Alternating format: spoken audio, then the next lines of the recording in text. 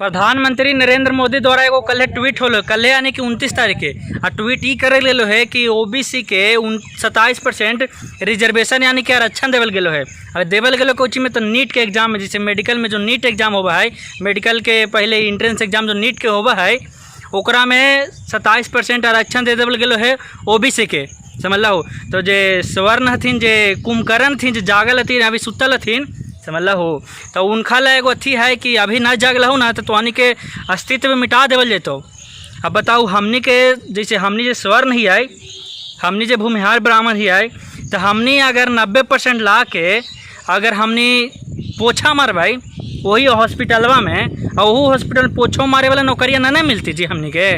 तो अगर हमनी 90% ला के पोछा मारवाई और कोई अगर 57-58 नंबर ला के या 60 नंबर ला के और अगर ओकरा डिग्री मिल जाता है MBBS वाला, तो का हाल होते, पूरा सिस्टम के का हाल होते। सीधे सीधे बता दा ना जी कि हमने पढ़े लिखे ला बंद कर दी। मोदी जी सीधे सीधे बता दा कि हमने पढ़े लिखे ला बंद कर दी। ये कहे ला हमने आप डेली डेली पढ़े, बाबूजी मम्मी के पैसों खर्चा होगा है। ऐसा तो नहीं कि हमने बड़का अंबानी के परिवार से ही आई, हमनी के बाबूजी मम्मी के पैसों खर्चा हो भाई। और नीट के परीक्षा के एग्जाम के तैयारी करे में जाना हो कितना पैसा लगा है जे। आदमी कहाँ कहाँ न जाए नीट के परीक्षा के एग्जाम की तैयारी करे, दिल्ली, कोलकाता, मुंबई, बेंगलोर, कोटा, कहाँ न जाए जी। कितना पैसा खर्चा हो तोरा अनुमान होगा। कम से कम एगो लैकन पर 8 से 10 हज़ार रुपया एक महीना में भेजल जाए। एगो नीट के एग्जाम के तैयारी करे में कम से कम लैकन, कम से कम तो अगर 10वां के बाद भी जाए तो कम से कम 2 साल लगावा है। कम से कम लैकन 2 से 3 साल, कम से कम 1 से 2 अटैम्प्ट तो लगाइए दे है, यानी कि लगभग 3 से 4 साल लगा दे है। तो 4 साल में जाना हो कितना पैसा खर्चा हो भाई जी। और तू आसानी से लिख दे बहू कि 27% आरक्षण मिल गया है, ये कैसे होता है बतावा। तो हमनी के सीधे सीधे बोल दे, हमनी के सीधे सीधे हटा दे, हमनी के सीधे सीधे देश से भगा दे जी। का नौकरी देना का जरूरी है, देश से भगा दे सीधे सीधे। जब मन कर तो आरक्षण दे दे बहू, जब मन कर तो कुछ दे दे बहू। तो हमनी ला तो कुछ तो छोड़ बहू। स्वर्ण जितना भी लोग है, स्वर्ण के जितना भी लड़का लोग है, सबसे निवेदन है प्रोटेस्ट करते रहो भाई, न तो इतना आरक्षण मिल जाएगा, इतना आरक्षण मिल जाएगा। जितना भी सांसद में बैठा हुआ है, विधायक वो थी, MLA, सब अपने जाति के लिए आवाज़ उठाता है। तो हमारे जो समाज वाला है जो बैठा हुआ है, वो कुछ ओल छिलता है बैठ के वहाँ, तो उन्हीं की आवाज़ उठाना भार का पड़ता है। जितना भी हमारे समाज के बैठल है सांसद में, जितना भी MLA है, वो सब कोची करता है बैठ के। चल कौन दिन के लिए तू लोग गया है हो, समझ में नहीं आता। मतलब कोई भी आरक्षण, कोई सब अपने जाति के लिए लड़ रहा है, सब अपने जाति के लिए लड़ रहा है। कोई आरक्षण मांग रहा है, कोई कुछ मांग रहा है, सब अपने जाति के लिए मांग रहा है। और तू लोग कुछ करते है जाके बैठ के वहाँ। तू तो बड़ी आसानी से उत्तर प्रदेश में तो इलेक्शन हुआ, तो तू तो बड़ी आसानी से आरक्षण लागू कर दे लो ताकि तोर वोट मिल जाओ ओबीसी के। लेकिन हमनी के का होते, हमनी लग कोई तो आवाज़ उठाओ।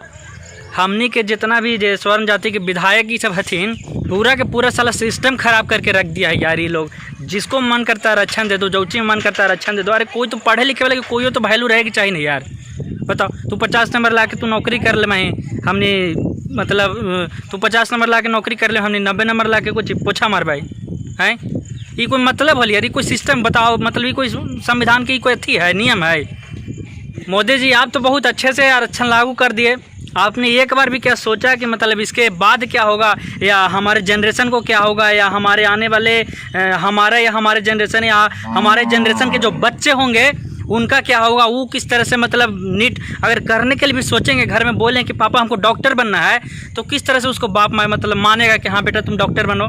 जब इतना आरक्षण दीजिएगा तो बाप को भी पता हो जाएगा कि साला 100 नंबर तो लाएगा नहीं है, और 100 नंबर लाएगा भी तब वही चपरासी की नौकरी मिलेगा, तब बाप को भी पता हो जाएगा। तो बाप भी कहे सवर्ण जाति की जो भी है, कहे बाप बोलेगा कि हाँ बेटा जाके अथी डॉक्टर बन जाओ।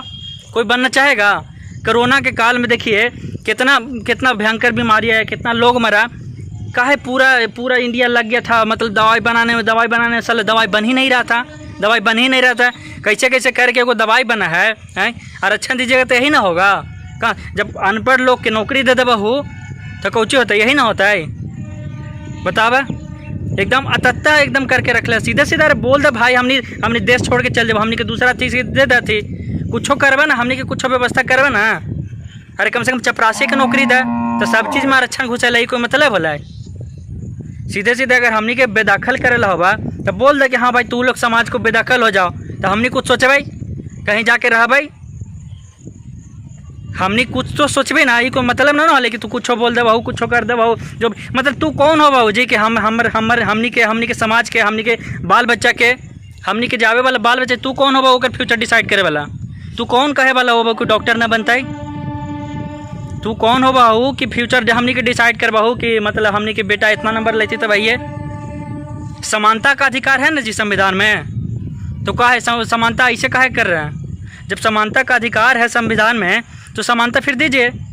ये नहीं कह रहे हैं कि सिर्फ हमको नौकरी दीजिए, जब मेरे इतना योग्यता वाला होगा, जो मेरे इतना नंबर लाएगा उसको नौकरी दीजिए, फिक्स से वो कर दीजिए कि हाँ 90% 90 जिसे 100 में 90 नंबर लाएगा उसको नौकरी मिलेगा। ये कोई मतलब नहीं ना कि 50 नंबर लाएगा उसको हो जाएगा और 90 नंबर लाएगा उसको नहीं होगा।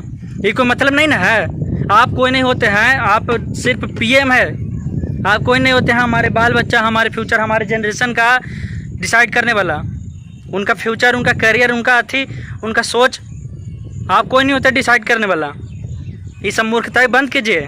आप लोग चंद वोटों के लिए कर देते हैं, लेकिन इससे हमारा क्या होता है और हमारे ऊपर क्या असर पड़ता है शायद आपको पता नहीं होगा। मोदी जी, आपको क्या लगता है 10 सेकंड 20 सेकंड 30 सेकंड में ट्वीट कर देते हैं, 4 घंटा में जाके वो फैसला ले लेते हैं कि इतना % आरक्षण दे देना चाहिए।